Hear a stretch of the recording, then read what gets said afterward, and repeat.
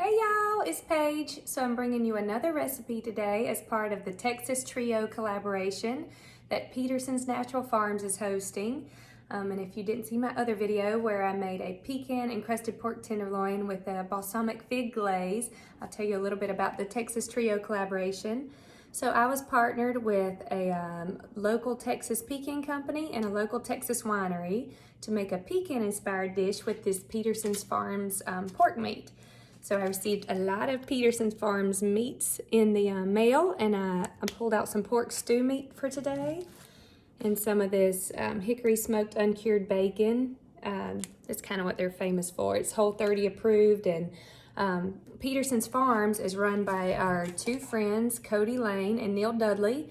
They're cowboy friends of ours, and they always help out at the branding, and that's where I first met them here with Ty, and they introduced me to Peterson's Natural Farms, and I've been a huge fan ever since. They're a meat processing plant, and they partner with self-sustaining family farms that raise their animals humanely, and they're not given any antibiotics, steroids, or growth hormones. So it's pretty neat to think about, and it makes a really quality product. So they partnered me with Durham Ellis Pecan Company, and these came from Comanche, Texas, and they shell millions of pounds of pecans a year. Cool story.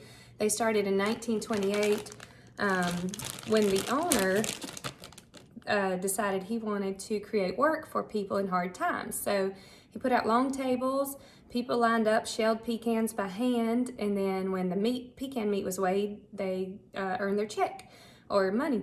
So I think that's a really cool history on that place, and it's right down the road, about an hour from here in Comanche. And then my winery I was paired with, it's called Farmhouse Vineyards, and they sent me a bottle of this sangria, and that's what we're gonna pair our dish we're making with today, because it's a New Mexican inspired dish. They seem like an awesome brother-sister combo, like 8th generational farm. They farm over 7,000 acres of row crops, and they have vineyards, and they sell their grapes to some of the largest vineyards or wineries in Texas, and then to some of the boutique wineries as well. And when they have some small percentage of grapes left over, they make their own boutique wines. So I'm excited. I tried this Ram alone last night with my pork tenderloin red blend. It is delicious. It's so good. So it'll be fun to try their sangria. All right. So today we're gonna make a green chili pork stew, and I'm gonna make some bacon, pecan, corn muffins to go with it. So I'm gonna save the pecans and the bacon for the corn muffins, and we're gonna get started on the green chili stew. It's a New Mexican inspired dish. Recipes in my cookbook, Southern Fried Skinny Fried, and there's your recipe.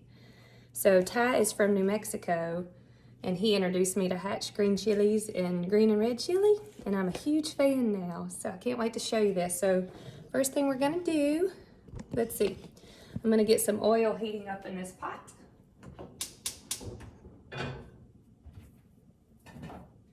I like to use avocado oil. It has a high smoke point, so you can get it pretty hot, and it's healthy for you. Just about 2 tablespoons of oil in your pot. We're gonna heat that up. All right, now I'll turn you. So let's get this pork meat out.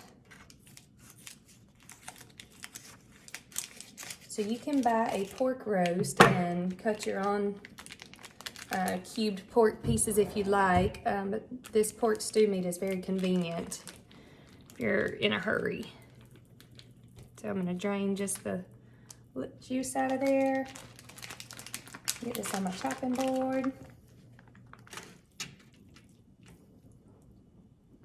All right, let's get this one open. Okay, so I like to make a big pot of this because leftovers are delicious, and you can have it over eggs in the morning too, and it freezes well. So I made a bunch of stew meat, but so I didn't have enough stew meat, so I went and got out a Peterson's Farms pork chop out of the freezer, and I'm just dicing that up into bite-sized pieces. And then if you have any big pieces of stew meat, just kind of cut them into a bite-sized piece as well.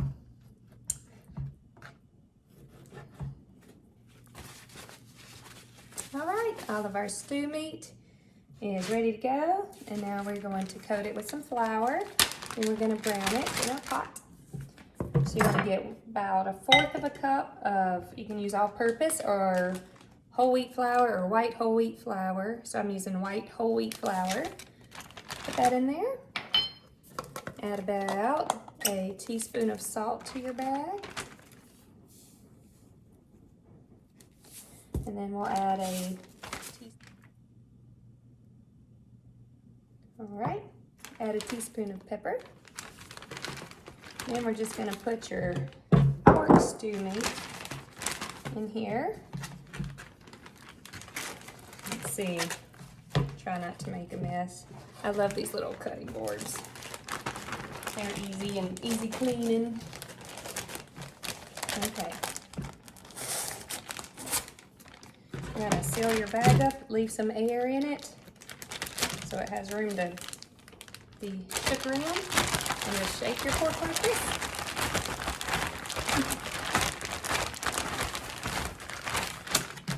All right, now we are just going to dump this in our pot. I'll move this over here so you can see. Alrighty, we're gonna brown it like this. So you can also make this recipe in the crock pot, but I started too late today. You can just put everything in your crock pot. You don't have to brown your meat first if you don't want to. You can, but you don't have to. So you're just going to put all these ingredients in your crock pot and cook it on low about 6 to 8 hours until your pork and potatoes are tender. Okay, so I'll share a fun story about my necklace while this is browning. If you're not familiar with my husband, his name's Ty Murray, and he's a 9-time world champion cowboy, and he was one of the co-founders of the PBR, the Professional Bull Riders, and he hosts the Ty Murray Invitational event in Albuquerque, New Mexico every year, because he's from New Mexico. And we were there at one of the events at the hotel before it started, hanging out in the lobby, and this beautiful Navajo woman came up to me, and she had this necklace on, and she said, "I want to give you this necklace," and she put it around my neck, and it's so special to me, and I will cherish it forever. Absolutely love the Navajo Nation. I love visiting New Mexico. Such a special place with special people, and it's a beautiful turquoise fetish necklace, and so it always makes me happy when I wear it. That was a special day. You're going to dice 1 yellow onion up and stir that in here with your pork. And you're going to saute that about 3 minutes until it's soft. Alright, while the onion is sauteing, I'm going to peel my potatoes. If you have like gold or red potatoes, you don't really have to peel them, but I kind of like my russets peeled. So they're kind of small, so I'm going to do about 5 of these, and I'm going to get them peeled and diced. Everybody needs a good potato peeling. Makes life a lot easier. I just peel them over the trash can and then wash them. Take my onions, make sure they're doing good. Okay, our onion's soft. You want to stir in about a tablespoon of garlic. About 3 cloves minced. You can always do a little more because garlic makes everything taste delicious. Stir that around, and you're going to let this saute for about a minute more. Make sure you just keep it stirring so your garlic doesn't burn. And it smells so delicious. Alright, it's time to add the rest of our ingredients. So my recipe calls for 2 of the regular cans of pinto beans, but I don't have any of those, so I have this large 53 ounce can I'm going to use. This stew's very forgiving. Always add more liquid if you need to, if you're using more or less ingredients. So dump those pinto beans in there. We're going to dump 4 cups of chicken broth. You can just use water if that's all you have, but it gives it a little more rich flavor when you use chicken stock or chicken broth. And if you don't use chicken stock or broth, you will probably need to add more salt. Okay. Then I'm just going to stir in about 2 cups of water.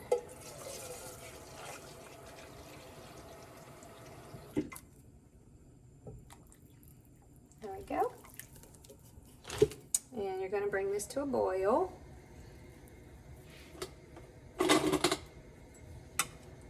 Alright, let me get my potatoes and green chili ready to go in there. Alright, time to talk Hatch green chilies.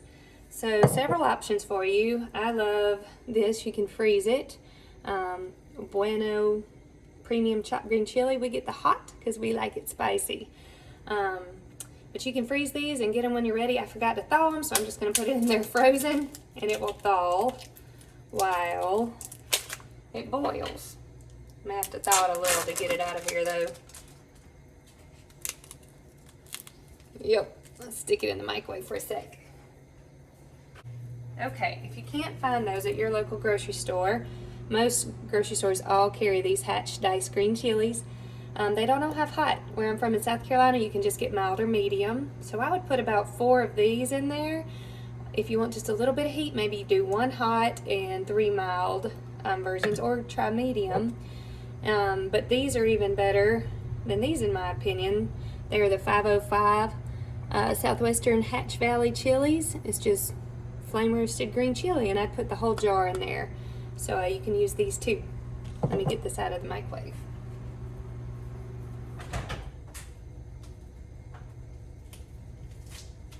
Okay, now it's ready to come out. So I'm just gonna dump that in my hot water. Then we'll get the potatoes. I gotta show y'all a cool trick with these potatoes. All right, I wanna show you guys this slap chop. I don't use it for anything but potatoes, but it makes perfect little bite-sized cubes. We're gonna push it through there, and then we'll have perfect potato pieces. So you just wanna slice it in about 1/2-inch pieces. Slice your potato, and then one at a time, you just put it in here and push down. So handy. All right, let me get these potatoes done. All right, all my potatoes are diced. I'm gonna let them sit here, and I'm gonna let that pork boil at a low boil for about an hour before I stir the potatoes in, just so they're not mushy. You can, if you're worried about not remembering your potatoes, you can go ahead and stir them in, but I like mine to be a little more firm. So let's see, got a few more things to add to our pot. I'm gonna start with a teaspoon of salt and check it later, see if it needs more. A teaspoon of ground cumin.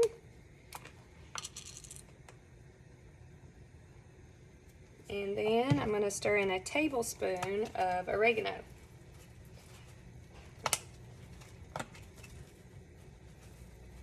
Dried oregano. Stir that in. All right.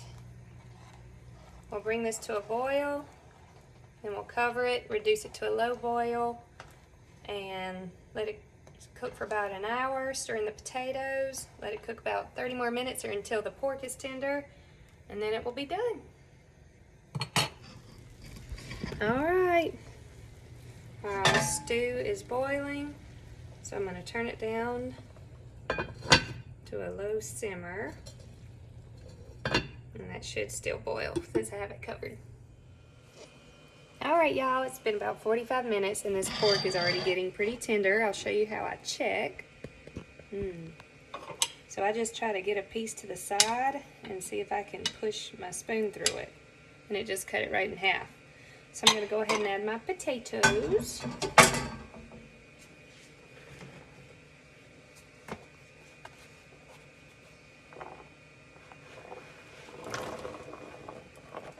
Okay.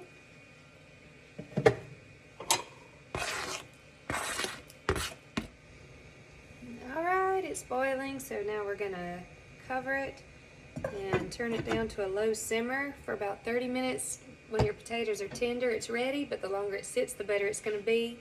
So you can let this sit on a very low simmer all day. You can just keep it warm. You can turn it off, let it sit for a couple hours, heat it back up when you're ready to eat it. And we'll get to going on our bacon pecan corn muffins 30 minutes before we want to eat. All right, I picked up my little girl from dancing. I have my stew heating back up. There she is. Come here, Oakley. Come here. I'm going to start by frying my bacon in this cast iron skillet. Peterson's Natural Farms hickory smoked uncured bacon, no sugar added. So I'm going to use 3 pieces. And you can make corn muffins, but I'm already using the skillet to cook the bacon, and I just like my cornbread best in a cast iron skillet because the edges get extra crispy. So let's cook 3 pieces, and I'll tell you what to do if you're going to make corn muffins. Go ahead and preheat your oven to 400.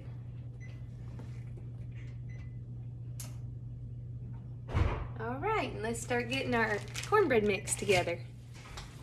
Okay, it's time to make our bacon pecan corn muffins. So in your small bowl, we're going to put all of our liquids. So I'm going to do 2 eggs. And these came from my chickens. Not in the coop because they lay everywhere but. Found one in the flower pot. And the other one was in the stroller. So I saved my eggshells and I just crush them up and give them back to my chickens. That's their calcium supplement instead of providing them with like oyster shells. Okay, 2 tablespoons of butter or oil you can use. I like the taste of butter. You're gonna pour that in there. I melted it. Okay, hold on 1 second. Let me finish cooking and I'll be there, okay? 3/4 cup of milk or buttermilk. So I had buttermilk in my refrigerator and I don't really use it for anything but baking breads and cornbreads and biscuits. So I'm gonna use buttermilk. So 3/4 cup of buttermilk. And then we're going to do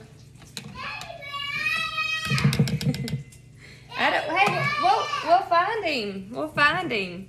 We're going to do 8 ounces of this cream style corn. So it's about half of this can. I'm coming. Hold on.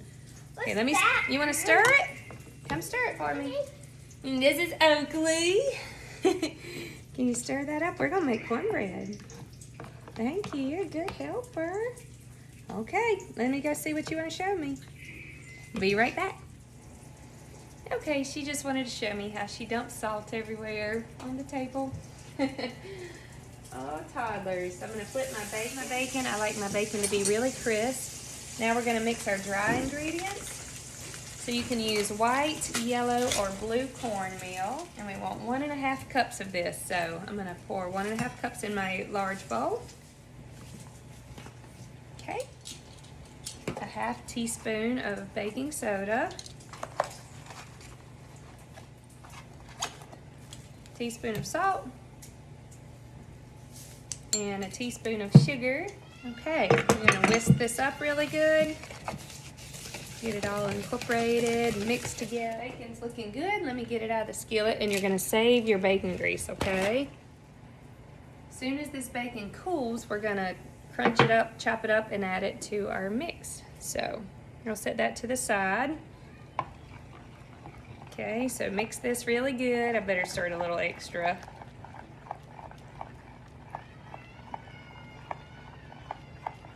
Okay.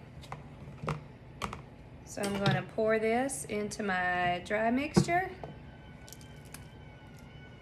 And then we are going to take this bacon grease and carefully pour this in here. Okay, and you're going to put your skillet back on the stove so it stays hot. Now, I don't want it smoking, so I just have it on low right now. I'm going to stir this in.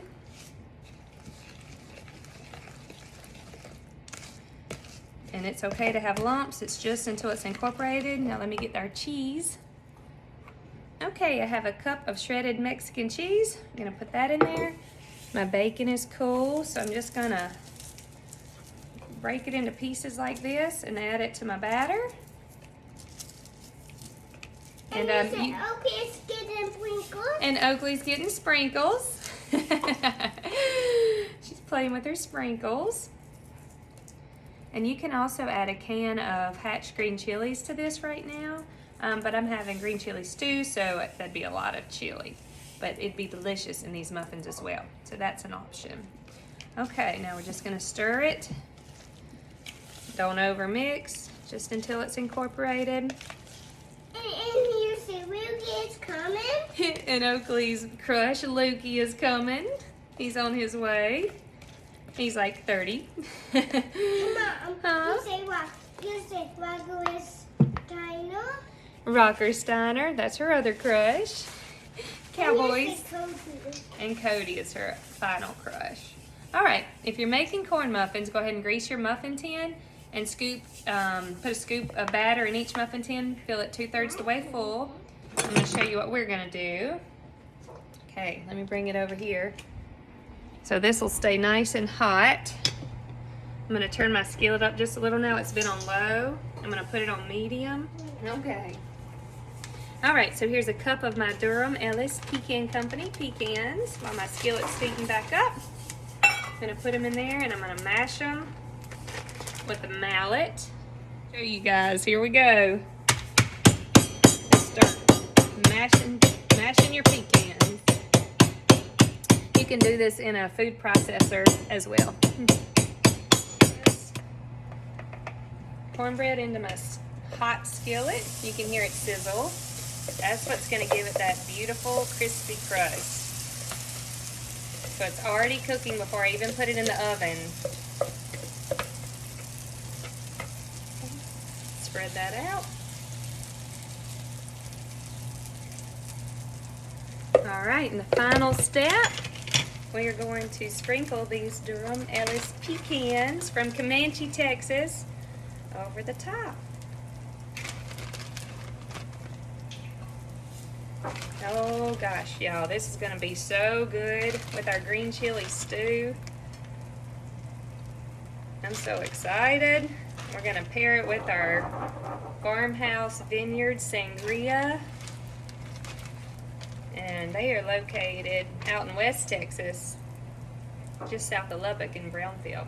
Okay, it looks beautiful. We can make a mess and clean it up. You can make a mess and clean it up? Yeah. Okay. That's okay. We can make a mess. Okay, it's time to put this baby in the oven for about 25. This baby in the oven.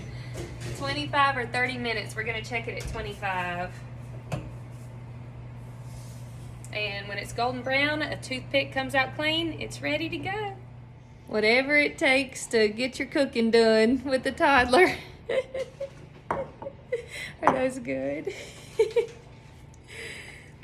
You're silly.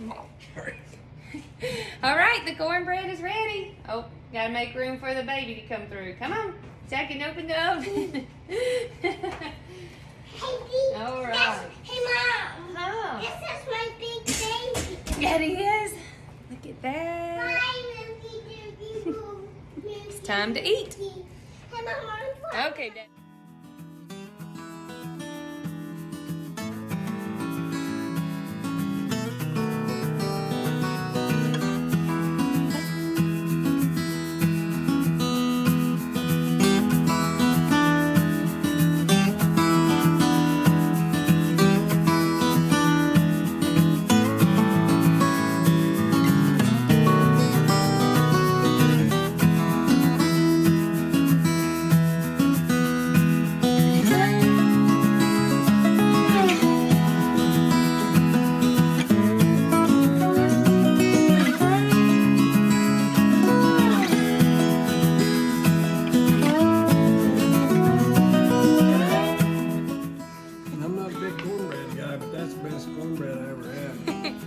Good, Lukey?